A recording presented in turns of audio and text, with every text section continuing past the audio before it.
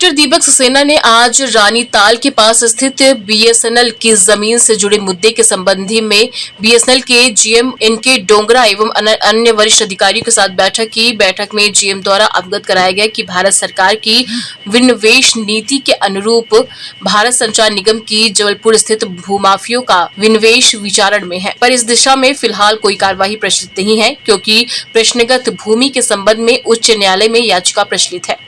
याचिका के निराकरण उपरांत ही यथोचित कार्यवाही की जा सकेगी। बैठक में संबंध विषय के विभिन्न तथ्यों पर चर्चा की गई। बीएसएनएल की 70 एकड़ जमीन में से लगभग 26 एकड़ जमीन मध्य प्रदेश शासन के नाम घोषित करने का आदेश जारी किया गया है। इसी जमीन को लेकर बीएसएनएल द्वारा हाईकोर्ट में याचिका दायर की है। बैठक में अपर कलेक्टर मिशा सिंह और आधारताल एसडीएम शिवाली सिंह भी मौजूद थी।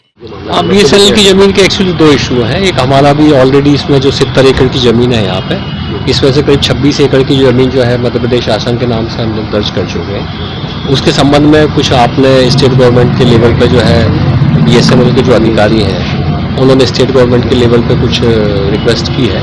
उसके संबंध में मुझे चर्चा करनी थी। एक तो मैं उसके लिए आया था और दूसरा अखबारों में कई दिनों से इसके बारे में खबरें प्रकाशित हो रही हैं, उसके संबंध में डिस्कस करने के लिए आया था। तो सर किस तरह की चर्चा हुई है? देखिए, जो अखबारों में जो खबरें निकल रही हैं अभी वैसी स्थिति नहीं है। ये जो 70 एकड़ ज़मीन है अभी ये बीएसएनएल के कब्जे में है, उनके पोजीशन में है और उनकी एक नीति है। भारत सरकार ने जो नीति डिसाइड की है वो डिसइन्वेस्टमेंट की एक नीति है। उस नीति के तहत ये ज़मीन का निष्पादन जो है, मतलब डिस्पोजल करना जो है वो उनका प्रस्तावित है।